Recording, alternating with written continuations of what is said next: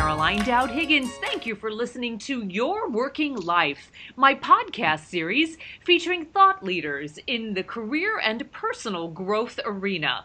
You spend a significant portion of your life at work, so my goal is to provide you with tools, inspiration, and resources so you can enjoy your career and love your life. And I am thrilled to welcome my very special guest to the show today, Nguyen. Kenny, welcome to the show. Thank you, Caroline, for inviting me. Hey, I want to tell our listening audience a little bit about you. You and I spoke a few months ago, but things have changed. You are now the founder and CEO of 368 and also the co-founder of Big Fish Presentations, and we're going to be talking about your book, The Big Fish Experience, Creating Memorable Presentations That Reel in Your Audience. But bring me up to speed, Kenny. Tell me about 368. So I'm actually a co-founder of 368, and this is the story behind it. About 2 years ago, we started thinking about, with this other agency called Hatchet, right down our street, how cool would it be if we started doing web along with presentations, because the future of presentations is more web-based presentations. And the deeper that we thought about it, we thought, how about we just merge together? And we worked countlessly, like on multiple projects with them, been able to really get our cultures together with them as well. We've been like go-karting together. We've had dinner together. We've done a lot of really fun stuff together. And we've also worked on really fun projects. And we thought to ourselves, you know, it's way better to be together than doing it alone or even competing in the future. And so we decided to merge with them. And ironically, the distance between us and Hatchet was 368 feet. So hence the name 368. And so, you know, the 368 focus is more on web, digital strategy, and video production, but we still have the service line of Big Fish Presentations, still helping people turn their presentations into an experience. Awesome. That's awesome. Hey, thank you for that. Good to hear what the story is all about. So, Kenny, as an amazing CEO and a young man who has really helped launch so many startups, you probably see a lot of pitches. And I think the Big Fish experience is extraordinary in that you are, in this book, helping people create memorable presentations that really truly reel in your audience. So what makes a great presentation? Because a pitch that dies is painful. Yeah, and not only that, what's even more painful is realizing you'll never get your time back after watching that pitch. So, you know. Exactly right. So for us, like, the Big Fish experience is focused on three different facets of an amazing presentation experience. It's number one, engaging content, two, simplistic design, and three, powerful delivery. And what that basically means is engaging content. Is this content emotionally and logically provoking? Simplistic design. Is there cluttered slides? Is the slides acting more as a visual aid than a crutch? It's really important to make sure that people remember that you will always remember the presenter more than the presentation. That's why slides should always be your visual aid, not your crutch. And finally, powerful delivery. Are you able to master your tone, your body language, basically your movements, your words, all together in one flow where you can deliver it in a very powerful way? So those are the three things we focus on at Big Fish. Because, you know, you have one shot at making a great first impression. Yeah, very, very much so. I feel like, you know, you honestly have less than a minute to make a great first impression, probably even seconds, because as soon as you open your mouth, people make a judgment about you. That's why body language is so important. When you walk out on the stage, smile. Make yourself feel approachable, but be real. Exactly. So talk to me about the Big Fish experience. So the Big Fish experience was our book that we wrote that we couldn't find, honestly, a book, Caroline, that was on the market where it was a human way to approach presentations, and it was built like a how-to guide, but also a story. We wanted something that made presentations sound not so scary. Unfortunately, or fortunately, we couldn't find that book, so we decided to write it. And McGraw-Hill gave us that really good opportunity to write the book that we've always wanted to read. And this book really is our true guide on how to turn any presentation into an experience. And it covers our process of content, design, and delivery equals a presentation experience. And it's written in a way for busy people. So if you have a certain topic you like help on, such as how do you structure your presentation, there's a section for that. And so we managed to break things down for people that are super busy as well, instead of just wanting to read the book through. We want to make it easy for any type of audience to read it, whether you're busy, whether you're not busy. You can still get value from just by picking the book up and reading it in 5 minutes or even a couple hours.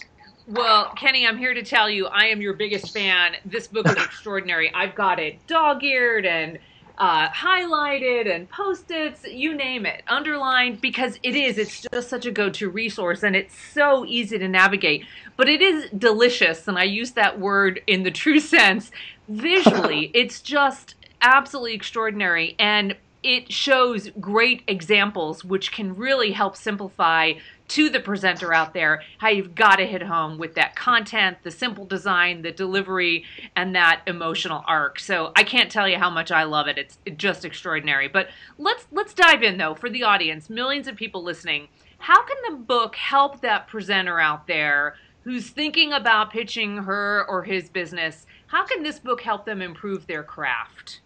So the best way to improve their craft, if you want to go through it very, very simplistically, here's some things that I recommend to best use the book, is at the end of the book is a bullet point section where we break down every single chapter into really easy, tweetable bullet points where people can just read it and get it immediately. So if you're in a rush, there's always that section for you right in the back. In fact, we wrote that section because I felt like, I'm the type of guy that loves to read the Cliff Notes. How can I throw that in the book?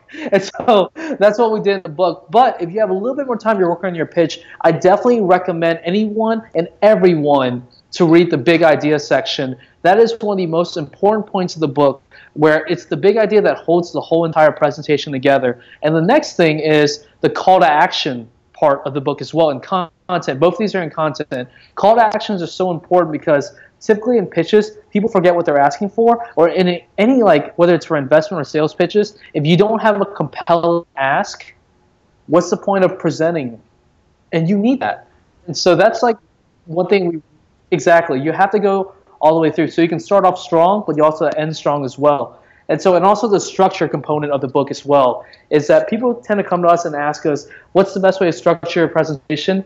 We created really a foolproof way to formulate your presentation in like 3 easy points, but also starting off with a main idea statement, an intro, and then an outro as well at the end with a call to action. So for anyone that really picks up this book and says, I want to be a better presenter, I recommend looking at the big idea section in content, also the structure section and the call to action section. And really, while design's great, as long as you have that foundation there, really everything else comes into, you're just practicing your presentation. It really is an extraordinary roadmap, and it simplifies this very complex and fearful idea about presenting whatever your topic is into very easy bite-sized pieces, right? So it makes it manageable, and it takes the fear out of presenting, and for that I am grateful. But let's talk about presenters. Kenny, you are an extraordinary presenter, and I'm sure that you get better and better the more you're out there presenting. But what are the traits of an extraordinary presenter? So we find the best presenters in the world, we find them to be very simplistic, is that they can help any audience understand their message. Whether it's a really complex topic or a very simple topic, they find ways to relate to people. So the number one thing I find with the best presenters is that they know how to tailor their message and help anyone understand their points. And that's so hard to do because imagine this, if I'm trying to explain, for example, like the Apple iPod to a bunch of fifth graders, and they're thinking like, why should I care? I'm trying to explain, the Apple iPod has like 10 gigabytes. Steve Jobs always did so well where he made the world care by saying the Apple iPod has like 10 gigabytes, but here's the thing, that's over 5,000 songs, and then everyone cares. That's why he's so good, is because he knows how to make everyone in the room feel like their needs are heard, but also their needs are satisfied, and he knew how to relate that. So if you're able to find ways to tell the things that you are able to pitch in a really simplistic way where people think, oh, that's a no-brainer, why I need it, then you're a great presenter. Love it. Love it. So what about practice? Do you find yourself still practicing, or because you're a seasoned presenter now, do you wing it more? No, I definitely practice very religiously. And so the way that I practice, I've always done it where I wrote down my list of points. And I follow that structure that we have in the Big Fish experience. But the way that I rehearse is I always rehearse it in chunks, never all the way through. So I make sure I master one section before I go on to the next section. And that's helped me a lot, being able to focus on the right parts of the presentation, and then before moving on to the next one. That's actually been like probably the most, and I did this just like because I compartmentalize things a lot in my life, and this just helps me to focus. It's actually been the best thing I've ever done when it comes to rehearsing, is being able to like segment parts of your presentation. For example, my TEDx talk, the art of saying no when we turn down Shark Tank, I've actually compartmentalized each part of that presentation, from the introduction to story 1 to story 2 to my call to action. I rehearse each individually, and the thing is, like, when I rehearsed it all together, I knew everything through and through. I was able to make changes at the end that made things make better sense, but it felt much more natural. Well, and it's fascinating how our brains remember things too by compartmentalizing it. You've got that mental muscle memory, and you can just trust it and know that even if you make some changes and tweaks, your brain's going to be there and it will deliver. Yeah, exactly. And that's the thing, is like by able to compartmentalizing things, you're able to better memorize it, but at the same time feel just more comfortable knowing that you can focus on things. Because when you have to give like an hour keynote, rehearsing that for an hour can be very stressful, because you're going in and out. But if you're able to break it down to sections, you're more able to focus on certain points to make sure you deliver them, then you can do one run through. So, Kenny, do you practice in front of an audience, even if it's a small group of trusted friends or colleagues, or do you just practice alone? No, I actually practice in front of a lot of my team members here, and fortunately, they're my biggest critics. So, I get to hear from them a lot on how I do, and I actually very, very much value that. That's great. Yeah, I would advocate for that as well, because I think you need people that are going to pick up things that you don't when you listen to yourself. So excellent. Another great tip too is to record yourself. If you've got an iPhone or a smartphone that has that recording capability, it can be a lifesaver, so you can listen to what you're saying. Yes. Walk me through, Kenny, start to finish. What's your creative process behind presentations? So my creative process behind presentations, before I do anything with the presentation, I make sure I lock down 2 things first. That is the main idea, or the big idea. What's the purpose? What's my central argument in the presentation? And what's my call to action? What do I want people to do? And from that, once I lock those down, I then plug it into our structure that I have. So I focus first, actually, in the structure, the ending part of my presentation, believe it or not, because I always think of the end in mind. So I focus first on what's the ending part of the presentation, and I build the rest of the content from there, from the main points, and I work on the introduction last. That's always been the best way I've been able to create thought-provoking presentations.